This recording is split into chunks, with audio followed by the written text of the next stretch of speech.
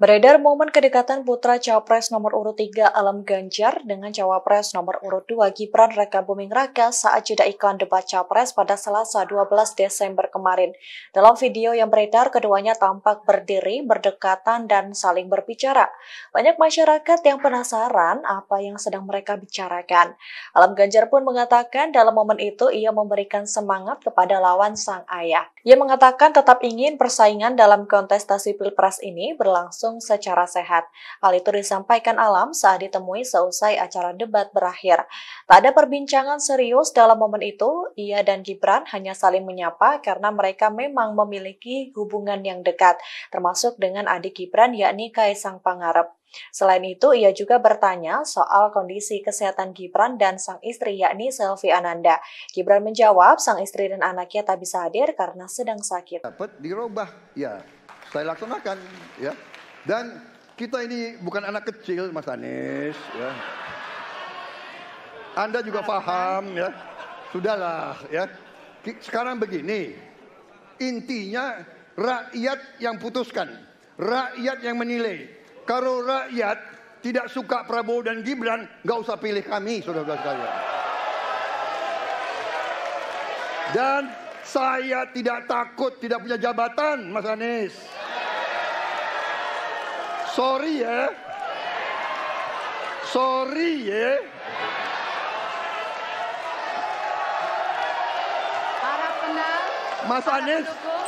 Mas Anies, saya tidak punya apa-apa. Saya sudah siap mati untuk negara ini. Baik. Maka Jakarta punya indikator, karena itu Jakarta mengatakan ada polusi udara. Ketika anginnya bergerak ke arah Lampung, ke arah Sumatera, ke arah Laut Jawa, di sana tidak ada alat monitor, maka tidak muncul. Ya susah kalau kita menyalahkan angin dari mana saja, ya. Di Jakarta kami memasang alat pemantau polusi udara. Bila masalah polusi udara itu bersumber dari dalam kota Jakarta, maka hari ini, besok, minggu depan konsisten selalu akan kotor. Tapi apa yang terjadi? Ada hari di mana kita bersih, ada hari di mana kita kotor. Ada masa minggu pagi, Jagakarsa sangat kotor. Apa yang terjadi? Polusi udara tak punya KTP. Angin tak ada KTP-nya. Angin itu bergerak dari sana sini. Ketika polutan yang muncul dari pembangkit listrik tenaga uap mengalir ke Jakarta, maka Jakarta punya indikator, karena itu Jakarta mengatakan ada polusi udara. Ketika anginnya bergerak ke arah Lampung, ke arah Sumatera, ke arah Laut Jawa, di sana tidak ada alat monitor, maka tidak muncul. Dan Jakarta pada saat itu bersih. Kalau problemnya dari dalam kota saja, maka konsisten tiap waktu. Ya, kita punya masalah polusi. Karena itu kita kerjakan dengan apa? Kita lakukan, Pak. Satu, dengan pengendalian emisi dari kendaraan bermotor dan pengujian emisi sekarang wajib. Yang kedua, elektrifikasi kendaraan umum. Yang ketiga, konversi kendaraan umum. Dan dulu yang naik kendaraan umum hanya 350.000 per hari, sekarang 1 juta per hari. Jadi itu kita kerjakan untuk menangani soal polusi di Jakarta. Baik. Masih ada waktu Bapak? Cukup? Ya. Kami persilakan kepada calon presiden nomor urut 2 untuk kemudian menanggapi jawaban dari calon presiden nomor urut 1. Waktu Bapak 1 menit dimulai dari sekarang. Ya susah kalau kita menyalahkan angin dari mana saja, ya. Jadi saya bertanya dengan anggaran segitu besar, jumlah langkah-langkah yang bisa dilakukan untuk dengan real dalam 5 tahun mengurangi polusi, juga di mana rakyat Jakarta begitu banyak yang mengalami sakit pernafasan. Jadi saya kira kalau kita dengan gampang menyalahkan angin, hujan dan sebagainya, ya mungkin tidak perlu ada pemerintahan kalau begitu, ya. Terima kasih. Debat perdana Capres sudah berlangsung pada Selasa 12 Desember 2023 di kantor Komisi Pemilihan Umum atau KPU. Debat berlangsung sengit dan saling sanggah satu sama lain. Setelah debat berakhir, masing-masing Cawapres turut lega setelah memberikan dukungan kepada pasangannya. Ketiganya memiliki respons yang berbeda-beda seusai debat berakhir. Cawapres nomor urut 1 Muhaimin Iskandar terpantau langsung meninggalkan gedung KPU RI seusai debat. Caimin terlihat hanya mengacungkan jempol kepada awak media tanpa memberikan pernyataan apapun. Sementara itu, Cawapres nomor urut 2 Gibran Rakabuming Raka juga tidak memberikan pernyataan kepada awak media seusai menyaksikan debat perdana Capres di kantor KPU. Ia hanya melambaikan tangan dan tersenyum kepada awak media. Sementara itu, Cawapres nomor urut 3 Mahfud MD sedikit memberikan pernyataan singkatnya. Ia mengaku puas mendengar jawaban Ganjar yang dinilai sudah sesuai dengan ketentuan perundang-undangan dan situasi politik saat ini. Seusai melangsungkan debat dengan tema HAM, masing-masing capres kembali ke tempat duduknya saat jeda iklan. Ada hal menarik yang terjadi seusai debat mengenai isu HAM pada Selasa 12 Desember malam kemarin, di mana Prabowo tampak hanya menyalami Ganjar saat kembali ke tempat duduknya, sementara Anies Baswedan terlihat memperbaiki mikrofon yang menempel di wajahnya sambil berbincang dengan cawapresnya yakni Caimin. Kemudian Prabowo mengambil handuk kecil berwarna putih dari meja. Prabowo juga tampak mengusap keringatnya dengan handuk kecil tersebut. Ia kemudian berbincang dengan ajudan pribadinya Mayor Teddy Indrawijaya. Adapun debat capres dijeda usai berbincang soal HAM, perizinan tempat ibadah, dan disinformasi. Calon Presiden nomor urut 3 Ganjar Pranowo memberikan pertanyaan terkait pelanggaran HAM berat yang terjadi di masa lalu. Ganjar kemudian menjelaskan pada tahun 2009 DPR sudah mengeluarkan 4 rekomendasi kepada Presiden, membentuk pengadilan ADHOC, menemukan 13 korban penghilangan paksa, memberikan kompensasi dan pemulihan serta meratifikasi konvensi anti penghilangan paksa sebagai upaya pencegahan. Ganjar bertanya kepada Prabowo apa yang akan dilakukannya jika ada di posisi tersebut. Ia lalu mengajukan pertanyaan kedua di mana lokasi kuburan para korban penculikan yang hilang. Prabowo kemudian memberikan jawaban yang menohok, di mana pada tahun 2009 adalah masa jabatan dari Cawapres Ganjar yakni Mahfud MD, sehingga ia merasa itu seharusnya tidak ditanyakan ke dirinya. Prabowo lantas meminta Ganjar untuk mencari data terkait orang yang hilang di beberapa tahun terakhir kepada Kapolda. Prabowo menuturkan kasus yang menjadi catatan kelamnya itu kerap ditanyakan di setiap pilpres yang diikutinya, terutama saat hasil survei menyatakan elektabilitasnya meningkat. Padahal Menteri Pertahanan RI itu mengaku sangat membela HAM. Ia memberikan bukti orang-orang yang disebut telah diculik oleh Prabowo kini berada di dekatnya dan membela dirinya. Prabowo meminta masalah HAM ini tidak untuk dipolitisasi. Ada 12 kasus pelanggaran HAM berat yang sudah dikeluarkan mulai dari peristiwa 65, penembakan misterius, Talang Sari, penghilangan paksa sampai Wamena. Dan saya ingatkan tahun 2009 DPR sudah mengeluarkan 4 rekomendasi pada saat itu kepada Presiden. 1, membentuk pengadilan HAM ad hoc. Yang kedua, menemukan 13 korban penghilangan paksa. Yang keempat, memberikan kompensasi dan pemulihan. Dan yang keempat, meratifikasi konvensi anti penghilangan paksa sebagai upaya pencegahan. Pertanyaan saja 2. Kalau Bapak ada di situ, apakah akan membuat pengadilan HAM dan membereskan rekomendasi DPR? Pertanyaan kedua, di luar sana menunggu banyak ibu-ibu, apakah Bapak bisa membantu menemukan di mana kuburnya yang hilang agar mereka bisa berziarah? Saya persilakan.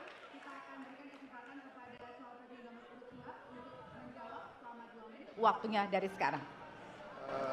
Pak Ganjar tadi justru Anda sebut tahun 2009 kan? Ya. Jadi sekian tahun yang lalu kan? Betul. Dan masalah ini ditangani justru oleh Wakil Presiden Anda. Ya. Ya. Jadi apalagi mau ditanya kepada saya? Saya sudah menjawab berkali-kali, ada rekam digitalnya. Saya sudah jawab berkali-kali. Tiap 5 tahun kalau polling saya naik, ditanya lagi soal itu.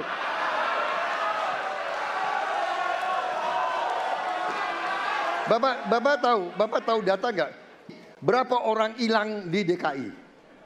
Tahun ini, ya, ada mayat yang diketemukan baru beberapa hari yang lalu dan sebagainya. Come on, Mas Ganjar. Ya. Jadi saya tadi katakan, saya merasa bahwa saya yang sangat keras membela hak asasi manusia. Nyatanya orang-orang yang dulu ditahan, tapol, yang katanya saya culik, sekarang ada di pihak saya membela saya, saudara sekalian.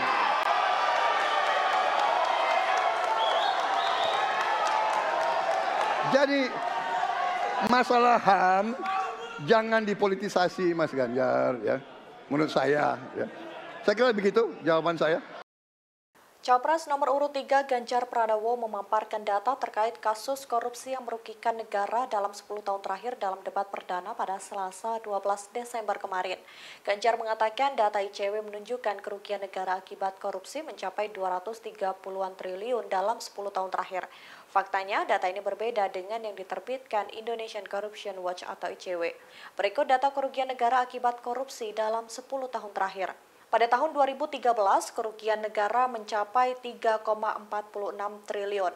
Pada tahun 2014, kerugian negara mencapai 5,29 triliun. Kemudian pada tahun 2015, kerugian negara mencapai 3,1 triliun. Kemudian tahun 2016, kerugian negara mencapai 1,47 triliun. Selanjutnya pada tahun 2017, kerugian negara mencapai 6,5 triliun. Pada tahun 2018, kerugian negara dilaporkan mencapai 9,2 triliun. Lalu pada tahun 2019, kerugian negara dilaporkan mencapai 12 triliun.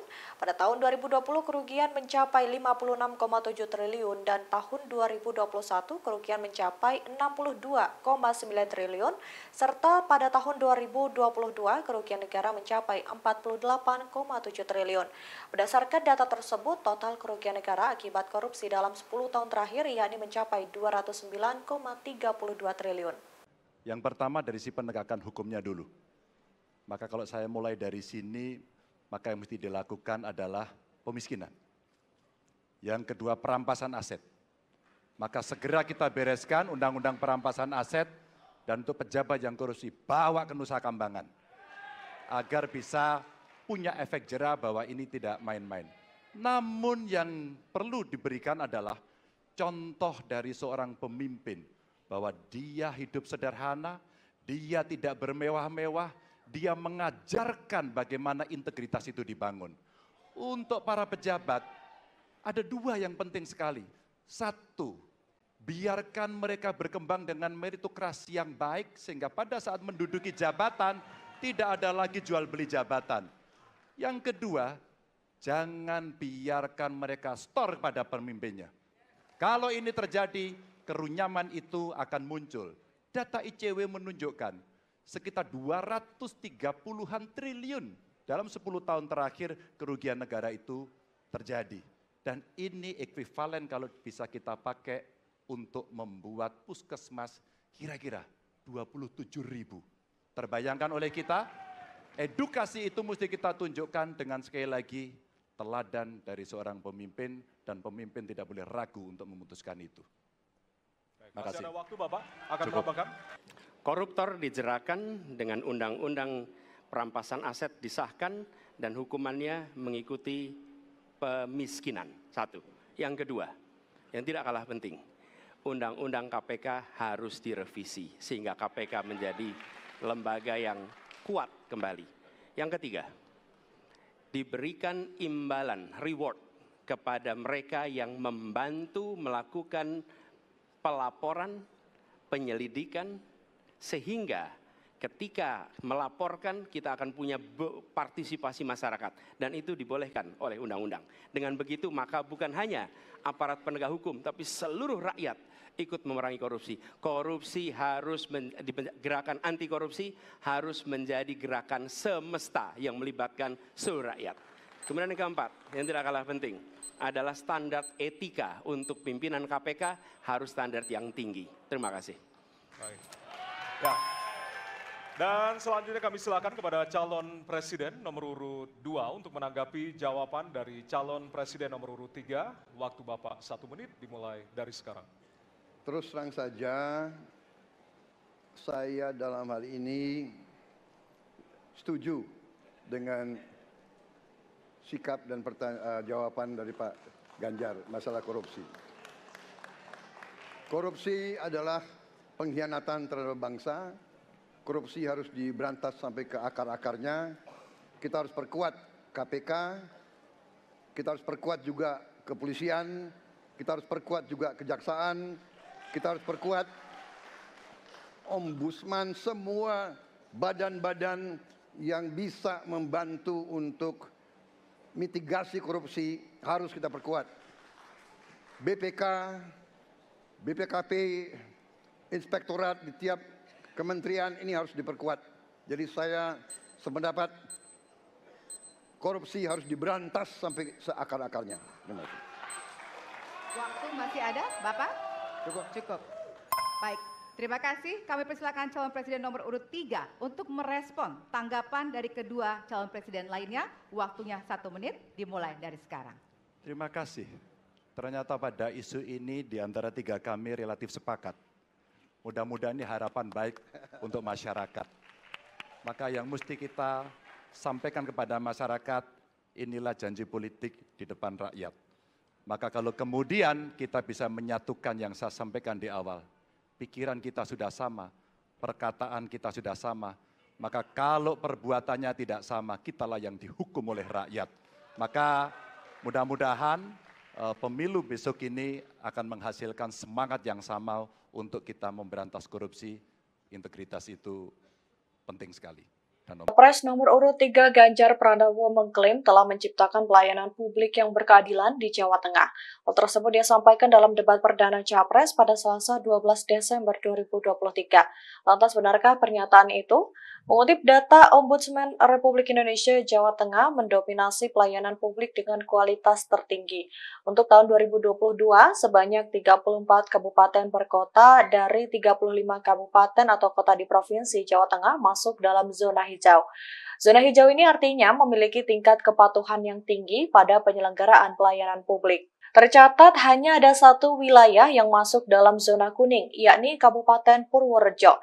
Namun, Ombudsman Jawa Tengah pernah menyatakan bahwa pelayanan publik bagi kaum difabel di Jawa Tengah masih begitu minim. Hal tersebut diungkap oleh Kepala Keasistenan Pencegahan Maladministrasi Ombudsman Republik Indonesia, perwakilan dari Jawa Tengah, yakni Belinda W. Dewanti pada tahun 2021 lalu. Oleh karena itu, pihaknya meminta agar instansi pelayanan publik mampu memenuhi standar pelayanan bagi penyandang disabilitas. Mengajak mereka berpartisipasi sejak awal, 1, menghadirkan dalam setiap musrenbang kelompok perempuan, penyandang disabilitas, anak-anak, kelompok rentan yang lain termasuk orang tua. Kenapa? Agar pengambil keputusan mereka aware, mereka peduli apa yang mereka rasakan. Kesetaraan dalam perencanaan pembangunan itulah yang kita harapkan bisa merepresentasikan apa yang mereka harapkan. Capres nomor urut 2 Prabowo Subianto sempat menanyakan soal kelangkaan pupuk yang terjadi di Jawa Tengah. Hal tersebut ditujukan untuk Capres nomor urut 3 yakni Ganjar Pranowo pada debat Capres pada Selasa 12 Desember kemarin. Prabowo menyebut sempat mendengar keluhan dari para petani di Jawa Tengah yang kesulitan mendapatkan pupuk. Lantas benarkah pernyataan itu sesuai dengan fakta sebenarnya? Dilansir dari kompas.id, jumlah rata-rata produktivitas lahan padi di Jawa Tengah yakni 5,6 ton per hektar dinilai masih terlalu kecil. Setidaknya ada 2 faktor yang disebut menjadi penghambat produktivitas padi, yakni kurangnya benih dan juga pupuk.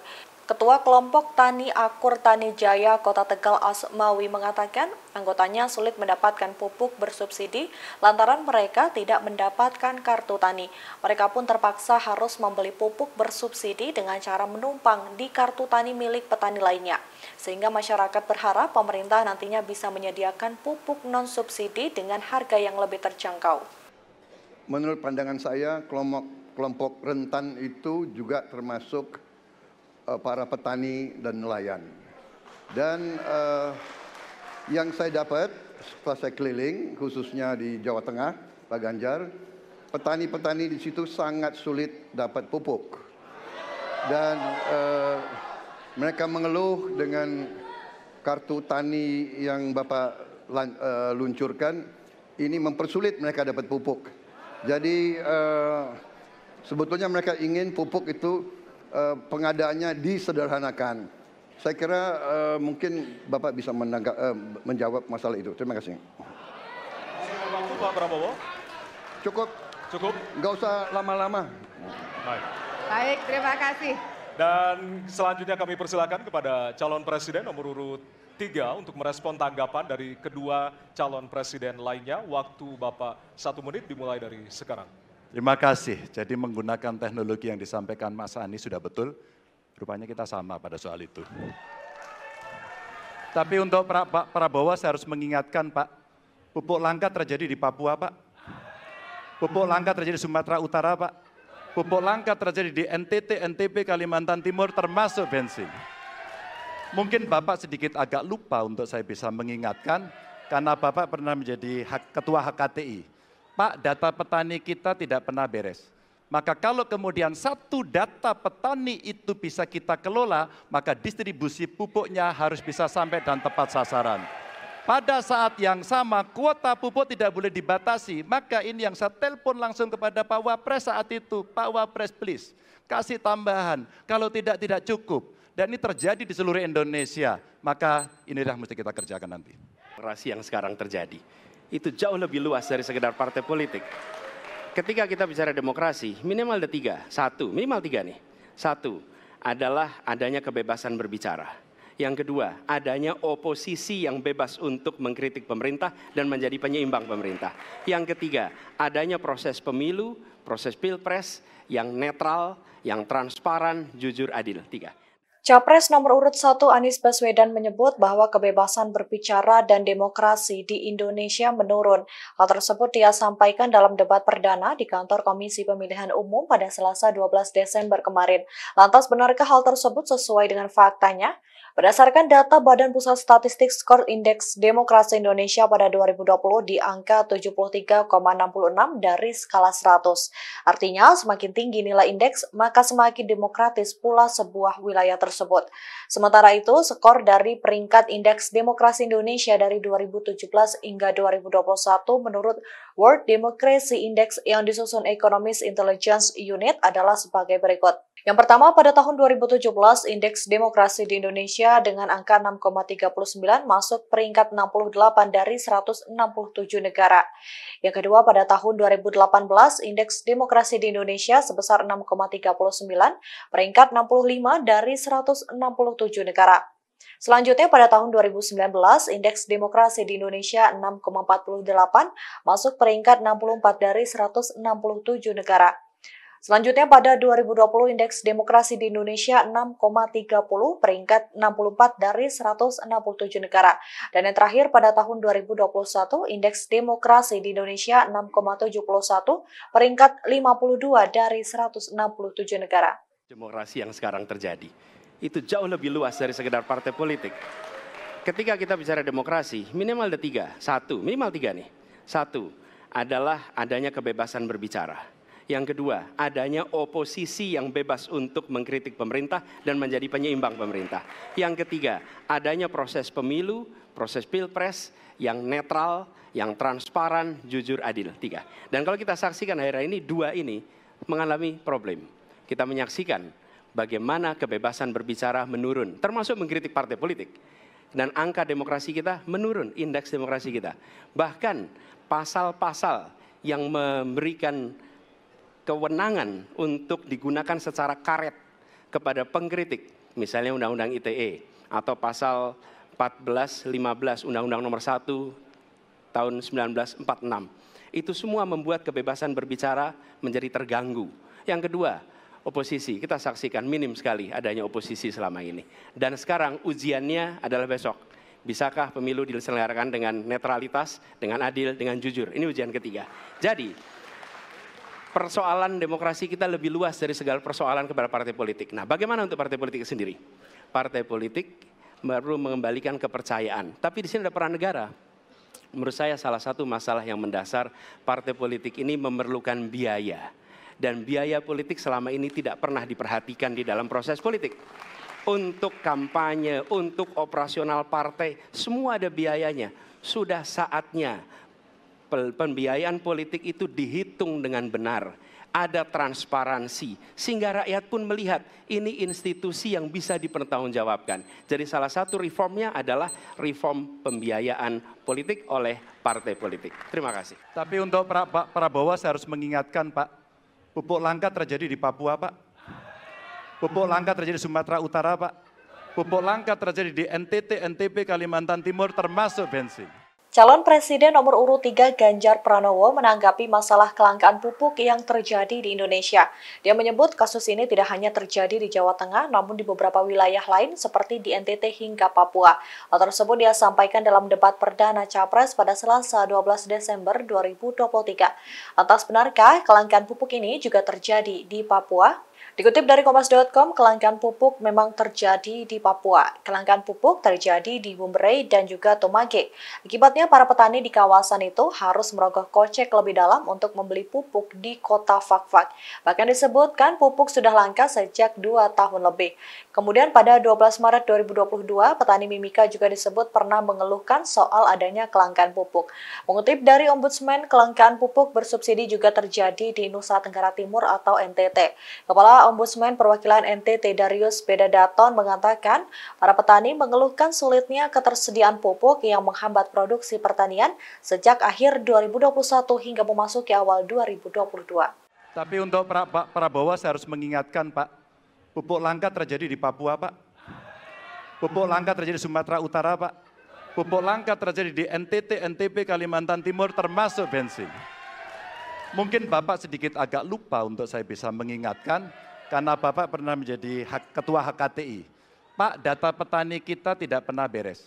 Maka kalau kemudian satu data petani itu bisa kita kelola, maka distribusi pupuknya harus bisa sampai dan tepat sasaran.